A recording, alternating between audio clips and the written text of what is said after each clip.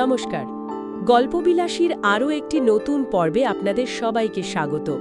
আজ আমরা ইতিহাসের পাতা থেকে এমন এক বিস্তৃত অধ্যায় তুলে আনব যা শুনলে হয়তো অনেকেই অবাক হবেন। আচ্ছা, একটা জিনিস ভাবুন তো, ১৬ শতকের বাংলা। সেই সময়ে এমন একজন বাঙালি রানী ছিলেন যার বীরত্বে মুগ্ধ হয়ে গেছিলেন স্বয়ং মুঘল সম্রাট আকবর।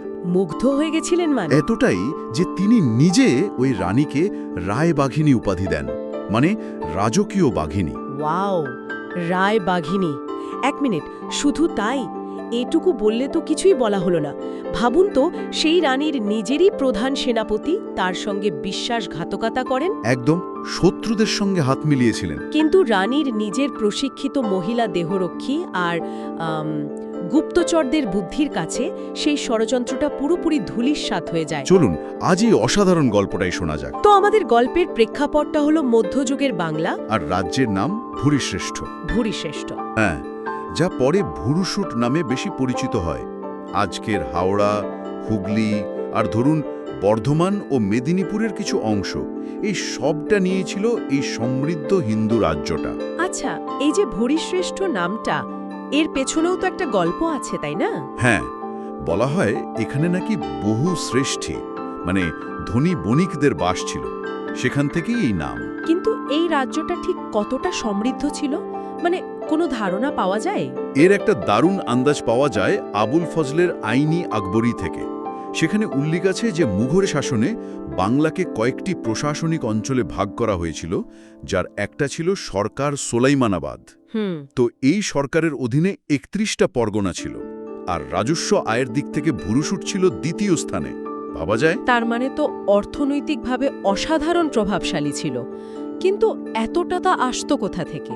শুধুই কি চাষাবাদ? না, শুধু কৃষি নয়। আসলে এর ভৌগোলিক অবস্থানটাই ছিল সবচেয়ে বড় সম্পদ। রাজ্যের মধ্যে দিয়ে দামোদর, রূপনারায়ণের মতো বড় বড় নদী বয়ে যেত। ও আচ্ছা। ফলে একদিকে যেমন উর্বর পলিমাটিতে চাষাবাদ দারুণ হতো, তেমনি এই নদী পথগুলো ছিল বাংলার অন্যতম প্রধান বাণিজ্য রুট। বস্ত্র, মশলা, চালের ব্যবসা, মানে একেবারে জমজমাট ছিল। বোঝা যাচ্ছে। আর এই অর্থনৈতিক শক্তিটাই তো তাকে শত্রুদের লক্ষ্যবস্তুতে পরিণত করেছিল। ঠিক তাই। আর এই রাজ্যের শাসনভার বিভিন্ন সময়ে বিভিন্ন রাজবংশের হাতে ছিল, তাই না? প্রথমে এই অঞ্চলে ধীবর বা জেলে বংশের রাজারা শাসন করতেন। হ্যাঁ। পরে তাদের পরাজিত করে এক ব্রাহ্মণ পরিবার এই রাজ্যের ক্ষমতা দখল করে। আমাদের গল্পের নায়িকা রানী ভবশঙ্করী এই ব্রাহ্মণ রাজবংশের সঙ্গেই যুক্ত। আর এই বংশেই জন্ম নিলেন আমাদের গল্পের নায়িকা, রাজ্যের এক সেনাপতি দীনানাথ চৌধুরীর ঘরে। নাম ভবশঙ্করী। ছোটবেলা থেকেই তার জীবনটা আর 5টা মেয়ের থেকে একদম আলাদা ছিল। একেবারেই আলাদা। তার বাবা মানে দীনানাথ চৌধুরী পেরো দুর্গের একজন নায়ক বা সেনাপতি ছিলেন এবং নিজে একজন অত্যন্ত দক্ষ যোদ্ধা ছিলেন। তিনি চেয়েছিলেন তার মেয়ে শুধু পুঁথিগত বিদ্যায় নয়, আত্মরক্ষাতেও পারদর্শী হবে। তাই তিনি নিজের হাতে ভবশঙ্করীকে ঘোড়ায় চড়া, তীরন্দাজি এবং তরোয়াল চালানো শিখিয়েছেন। কিন্তু সেই যুগে একজন সেনাপতি তার মেয়েকে এভাবে যুদ্ধবিদ্যা শেখাচ্ছেন, এটা কি খুব সাধারণ ঘটনা ছিল? সমাজকে এটা সহজে মেনে নিয়েছিল? না না, এটা একেবারেই সাধারণ ঘটনা ছিল না। বলা যায় যুগান্তকারী এক পদক্ষেপ ছিল। সম্ভবত দীনানাথ চৌধুরী বুঝতে পেরেছিলেন যে আনেবালে সামায়েমে টিকে থাকতে হলে শুধু শাস্ত্রজ্ঞান যথেষ্ট নয়, শস্ত্রজ্ঞানও ভীষণ প্রয়োজন। ঠিক। আর ভবশঙ্করী শুধু যুদ্ধবিদ্যাতেই থেমে থাকেননি, তিনি কূটনীতি, রাজনীতি এবং দর্শনশাস্ত্রেও রীতিমতো পারদর্শী হয়ে ওঠেন। মানে একজন রাজপুত্রকে যেভাবে তৈরি করা হতো, ভবশঙ্করীকে ঠিক সেভাবেই গড়ে তোলা হয়েছিল। তার বিয়ের গল্পটাও তো বেশ নাটকীয়। মানে ভুরশুটের রাজা রুদ্রনারায়ণের সাথে তার পরিচয় এবং বিয়ের ঘটনাটা ঠিক কেমন ছিল? সে এক রোমাঞ্চকর কাহিনী। একদিন রাজা রুদ্রনারায়ণ দামোদর নদে নৌকায় করে যাচ্ছিলেন।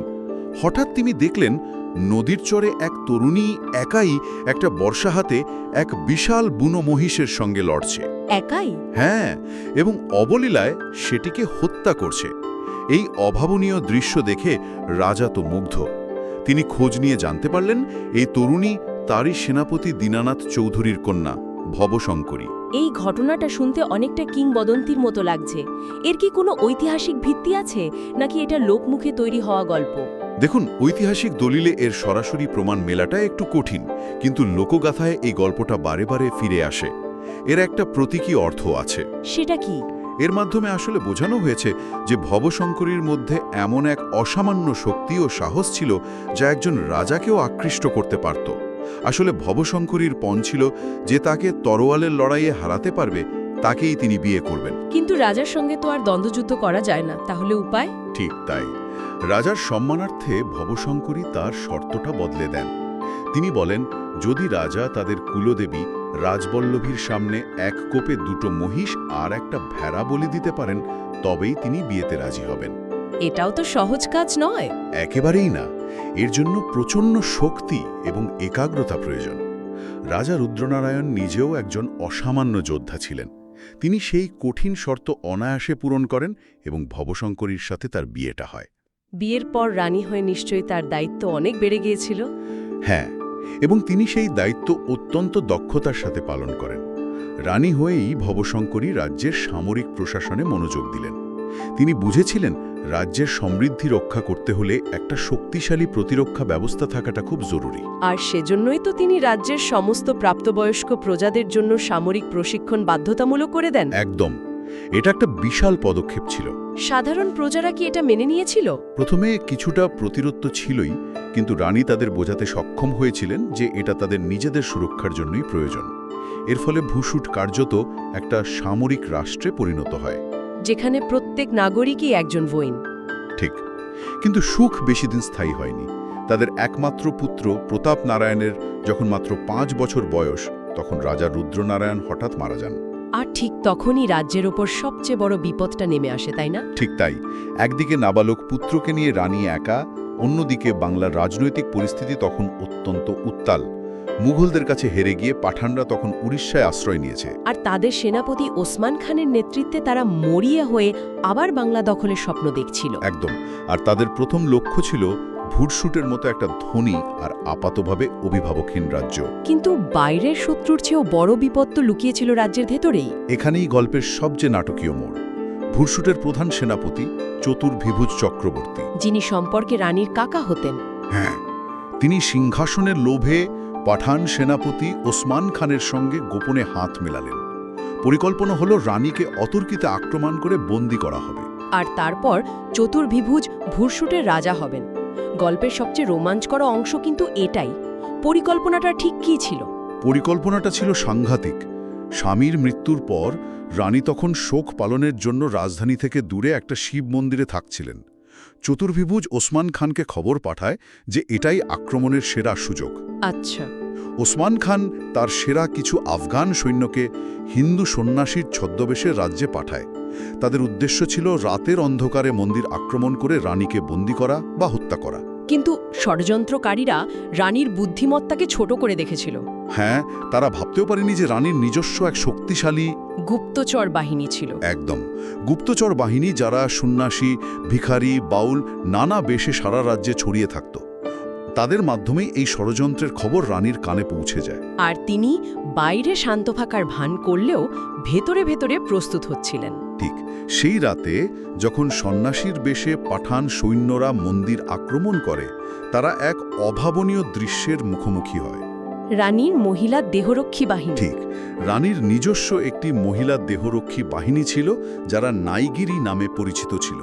তারা অস্ত্রচালনায় অত্যন্ত পারদর্শী।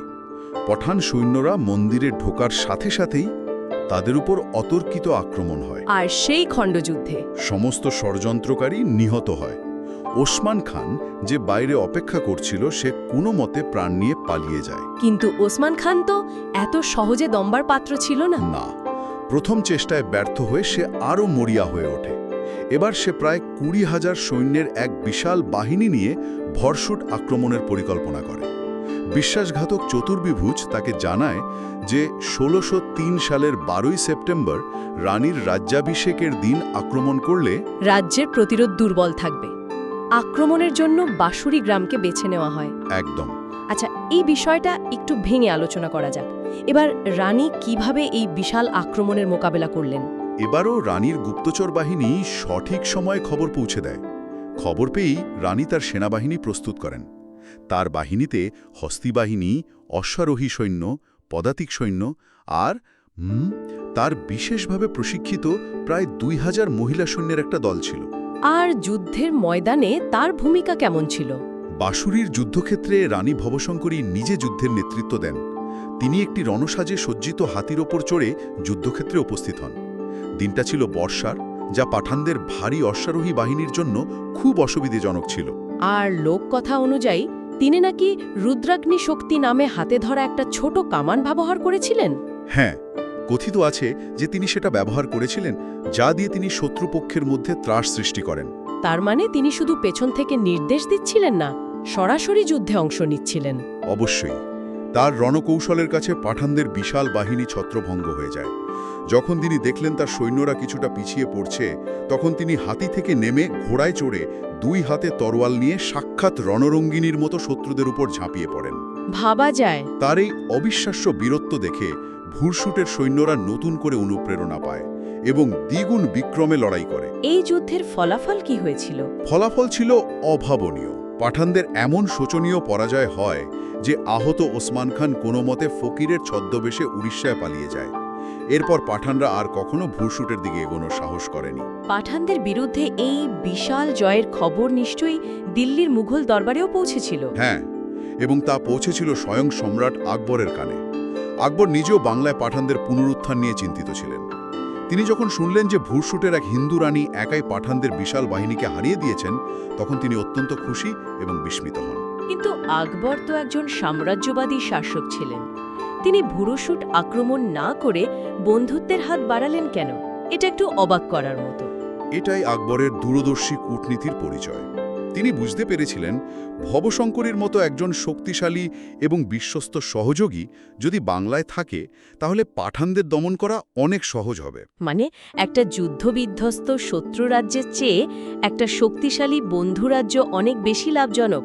ঠিক তাই তিনি শত্রুতা না করে বন্ধুত্বের হাত বাড়িয়ে দেন।